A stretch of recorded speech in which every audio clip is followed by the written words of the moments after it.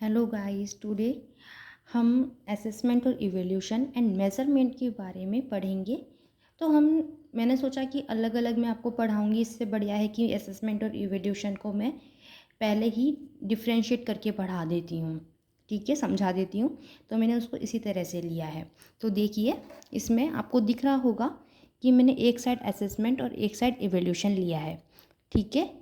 तो हम सबसे पहले इसकी डेफिनेशंस देखते हैं। तो असेसमेंट की डेफिनेशन है the process of gathering information to monitor progress and make educational decisions if necessary. Assessment का काम क्या है? उन इंफॉर्मेशंस को इकट्ठा करना जो किसी की प्रोग्रेस को मॉनिटर कर सके, ठीक है, और एजुकेशनल डिसीजन को लेने में या उनको बनाने में, ठीक है, प्रोसेस करने में हेल्प कर सके, ठीक है। जो हम असेसमेंट करते हैं या किसी को भी परखते हैं, ठीक है, उसको समझने की कोशिश करते हैं अलग अलग एक्टिविटीज़ के through.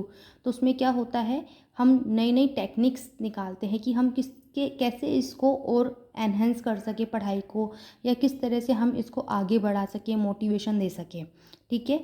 But in evolution procedures use to determine whether the subject, जिसको हम स्टूडेंट भी बोल सकते हैं या फिर एज अ टीचर ले सकते हैं, मीट प्रीसेट क्राइटेरिया, कि जो क्राइटेरिया, जो ऑब्जेक्टिव्स हम लेके चल रहे हैं, क्या उसने उनको पूरा किया कि नहीं किया, ठीक है। क्या जब जब और ये क्या है, एक परमानेंट टाइमिंग पे होता है, फिक्स टाइमिंग पे होता है, जैसे कि हमारे सम्मेटिव एग्ज़ाम्स, ठीक है, या फिर फाइनल एग्ज़ाम्स आप कह सकते हैं, ठीक है। कि हम उस टाइमिंग पे जो हमारा रिज़ल्ट होता है वो क्या है, कुछ ऑब्जेक्टिव बेस्ड होता है कि भाई बच्चे ने इतने नंबर लाया कि नहीं लाया। अब उसके अंदर चेंजेस नेक्स्ट क्लास में ही होंगे, उस क्लास में उसका कोई चेंजेस नहीं होगा, उसका रिज़ल्ट आ चुका है। बट इन असेसमेंट उसी क्लास में उसका रिज़ल्ट आएगा, उसी क्लास में उसको देखा जाएगा और उसी क्लास में उसको चेंजेस भी लाए जाएंगे उसकी बिहेवियर में, एंड उसके जो ऑब्जेक्टिव्स है उनको फॉलोअप करवाया जाएगा। फिर आता है हमारा डिफरेंसेस, देख लेते हैं हम इसमें कि कैसे ये दोनों अलग अलग काम करते हैं। असेसमेंट क्या है?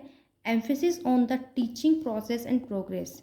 ये टीचिंग प्रोसेस एंड प्रोग्रेस को एम्फेसिस करता है, ध्यान देता है, उनको बढ़ाने की प्रोसेस है, मतलब उसको अच्छा करता है, ठीक है। इसमें emphasis on the mastery of competencies, कि जो भी कंपटीशन चल रहा है, जो भी बच्चे हैं, उसमें सबसे अच्छा कौन कर रहा है उसको चूज़ करने में लगा रहता है, ठीक है। कि सबसे अच्छा किसने किया है, सबसे ज़्यादा ऑब्जेक्टिव किसने गोल किए हैं, ठीक है, एम किसका क्लियर हुआ है, ये वो देखता है।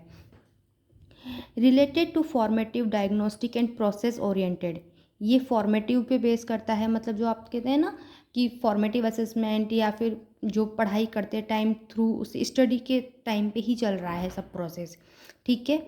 इसमें आप डायग्नोस्टिक का प्रोसेस यूज़ हो जाता है कि भाई आपने डायग्नोस किया उसको कि भाई बच्चे में क्या प्रॉब्लम है, इसको किस तरह से अपन को आगे पढ़ाना चाहिए, इसको क्या प्रॉब्लम आ रही है, ठीक है। और फिर उसके बाद में हमने उसको रेमेडी भी दी, उस अकॉर्डिंग हमने रेमेडियल टीचिंग भी दे दी, या हमें लग रहा है कि हमारी टीचिंग के अंदर हमें कुछ चेंजेस करने चाहिए तो हमने उस अकॉर्डिंग चेंजेस कर दिए। But in evolution related to summative judgmental और प्रोडक्ट ओरिएंटेड, इसमें डायरेक्ट जजमेंटल मतलब कि डायरेक्ट फाइनल डिसीजन लिया जाता है कि बच्चे के ये नंबर है और ये रिज़ल्ट आया है।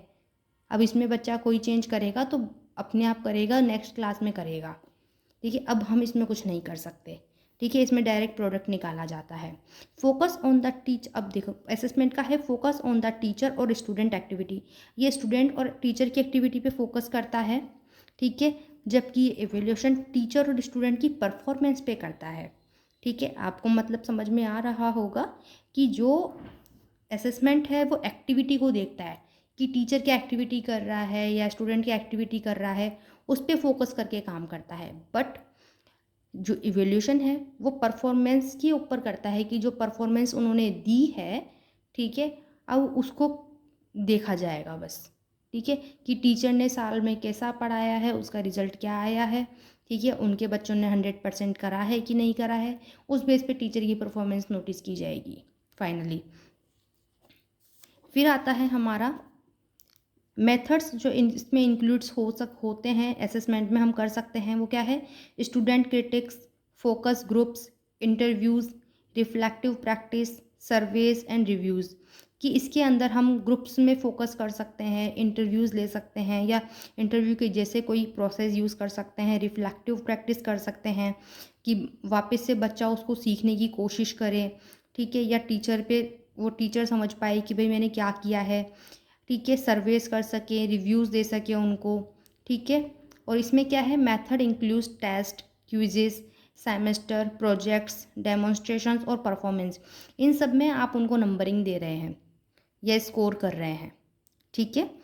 Diagnostic way to identify areas of improvement, मैंने बताया था डायग्नोस कर सकते हैं कि आपको कहाँ कहाँ इम्प्रूवमेंट की ज़रूरत है, किस किस जगह पे आपको उनको इम्प्रूव करना है, एनहेंस करनी है उनकी टीचिंग या लर्निंग प्रोसेस को। आप वहाँ को उसको डायग्नोस करके रेमेडियल टीचिंग में कर सकते हैं। Judgmental way to arrive at an overall score and grade, sorry, ठीक है। आप डायरेक्ट जजमेंटल वे में आ जाते हो, डायरेक्ट डिसीजन देते हो कि भाई आपका ये स्कोर है और ये ग्रेड है, आपने इतना कवर अप किया है। फिर ये तो क्या है, असेसमेंट में आप फीडबैक प्रोवाइड करते हो कि भाई बेटा आपने ऐसा किया है, आपको ऐसा करना चाहिए था, ठीक है, या फिर बेटा आपने बहुत अच्छा किया है, ठीक है। तो उससे क्या है, बच्चे को मोटिवेशन मिलता है। बट इसमें क्या है, आप डायरेक्ट उसको डिसीजन सुना के उसको शॉर्ट फॉल में डाल देते हो, या फिर आप उसको एक लेबल दे देते हो कि हाँ आपके इतने नंबर आए हैं। ओके, नाउ आगे देखते हैं हम। अब है सिमिलरिटी, देख लेते हैं कि असेसमेंट और इवैल्यूएशन दोनों ही क्या सेम काम करते हैं। So both require criteria, criteria दोनों के अंदर होता है, ऑब्जेक्टिव्स दोनों लेके चलते हैं, ठीक है। असेसमेंट के कुछ अलग क्राइटेरिया होते हैं कि भाई हमको पढ़ाई पे ध्यान देना है, हमारा बच्चा जो है वो ढंग से नंबर आ रहे हैं, उसके नहीं आ रहे हैं, नहीं आ रहे हैं तो क्यों नहीं आ रहे हैं, हमें उसको उसी टाइमिंग पे कवर अप कराना होता है। बट इवैल्यूएशन के अंदर क्या है कि क्राइटेरिया होता है, लेकिन वो मेन के लिए होता है जहाँ पे स्कोरिंग करने हैं। यूज़ मेजरमेंट्स और क्वांटिटी और क्वालिटी, इसमें हम क्वांटिटी क्वालिटी को मेजरमेंट्स करते हैं। आपने देखा होगा जो सीसीई का जो नया स्कोर बोर्ड स्कोर जो मार्कशीट बनती है, ठीक है, उसके अंदर आपकी क्वालिटीज़ भी आती हैं, जैसे आर्ट्स में कैसा है, स्पोर्ट्स में कैसा है, तो ये स्किल्स क्वालिटीज़ वगैरह सब आ गई उसमें। एविडेंस ड्राइवन है कि आप जो कर रहे हो, आपका जो एविडेंस नज़र आ रहे हैं उसके ऊपर बेस करेगा। फिर हम पढ़ते हैं मेज़रमेंट के बारे में।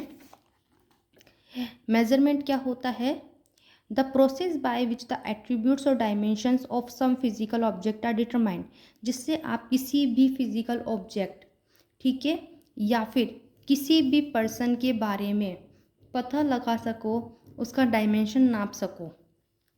समझ में आ रही है कि आप अब क्या है, जैसे अगर अपन किसी की फिजिकल बॉडी की बात करी जाए तो आप उसको इन स्टेप से नाप सकते हो, ठीक है। लेकिन जब आप पढ़ाई की बात करोगे, आपको टेस्ट लेना पड़ेगा, आपको उसको कोई एक्टिविटी देनी पड़ेगी, या फिर आपको उसको कोई ना कोई प्रोजेक्ट देना पड़ेगा, फिर आप उसका क्या है मेज़रमेंट करोगे कि भाई बच्चा किस लेवल पे है, ठीक है।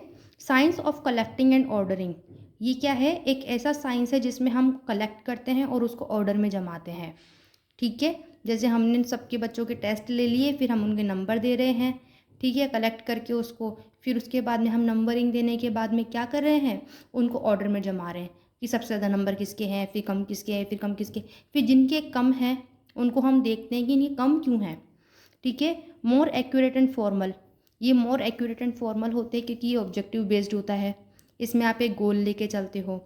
It is scientific in nature, because back आ रहा है ना, नंबरिंग आ रही है, ठीक है, कैलकुलेशंस आ रही है, सब कुछ आ रहा है, साइंटिफिक है नेचर में। इट प्रोवाइड्स न्यूमेरिकल डेटा, ये न्यूमेरिकल बेस्ड है। The method of giving score to learners after taking a test on any topic, इसमें नंबर हमेशा आप स्कोरिंग जो है किसी ना किसी टॉपिक पे टेस्ट लेने के बाद या प्रोजेक्ट देने के बाद इन चीज़ों से देते हो, और लेकिन उसके लिए आप उस स्कोर को पहले से प्री डिफाइंड कर लेते हो या पहले से सेट कर लेते हो, प्रीसेट होता है कि अगर ये ऐसा काम करेगा तो इसको इतने नंबर दिए जाएंगे, प्रोजेक्ट वगैरह के अंदर अगर ये ऐसा काम करेगा तो इसको इतने नंबर दिए जाएंगे, बहुत अच्छा होगा तो पूरे दिए जाएंगे, ठीक है। टेस्ट के अंदर वो जैसा करता है उसके अकॉर्डिंग दिए जाते हैं। It is a base line of evolution, evolution के लिए ये बेस लाइन का काम करता है क्योंकि मेजरमेंट से ही सारा काम होता है। Whatever data is collected in the process और processed, analysed and interpreted in the form of opinion of the evaluator. जो इवेल्यूएटर होता है, जो इवेल्यूएट कर रहा होता है, उसी के ही ओपिनियन के according, form of opinion of the evaluator, वो क्या करेगा, उसको डाटा का कलेक्ट करेगा, प्रोसेस कराएगा, उसको एनालाइज करेगा, समझेगा, उसको इंटरप्रेट कराएगा, ठीक है। सब कुछ करने के बाद में वो एक ओपिनियन बनाएगा, ठीक है। इसमें इसके थ्रू ही बनाता है। Without measurement it is not possible to evaluate anyone. आप बिना मेजरमेंट के किसी को भी इवेल्यूएट नहीं कर सकते हो, चाहे फिर वो क्वालिटी में देखो, चाहे वो क्वांटिटी में देखो, ठीक है। अगर आप किसी की क्वालिटी भी देख रहे हो तब भी आप उसको मतलब कहीं ना कहीं आपको उसको मेज़र करना पड़ेगा या कंपेयर करना पड़ेगा, तभी आप उसका अच्छा बुरा जान पाते हो, ठीक है। तो सेम इन मैथ स्कोरिंग में भी है, किसी का अच्छा बुरा जानने के लिए आपको उसको मेज़र करना ही पड़ेगा, ठीक है गाइस। आई होप आपको समझ में आया होगा।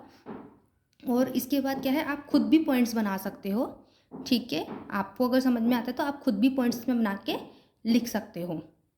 और आप अगर जैसे एग्ज़ाम में इसको ढंग से लिख के आते हो, पॉइंट वाइज ही लिख के आते हो, ठीक है, तो आपको नंबर्स अच्छे मिलते हैं, ठीक है। नंबर्स अच्छे मिलने का यही कारण है कि आप उनको पॉइंट्स में लिख के आए जितना हो सके, और बिल्कुल क्लियर में लिख के आए। तो अगर आप थोड़ा कंटेंट गलत भी लिख रहे हो ना, ठीक है, हल्का सा, तब भी आपको नंबर पूरे मिलने के चांसेस होते हैं, ठीक है guys. So thank you for watching this video and please like and subscribe अगर आपको ये वीडियो पसंद आई हो तो।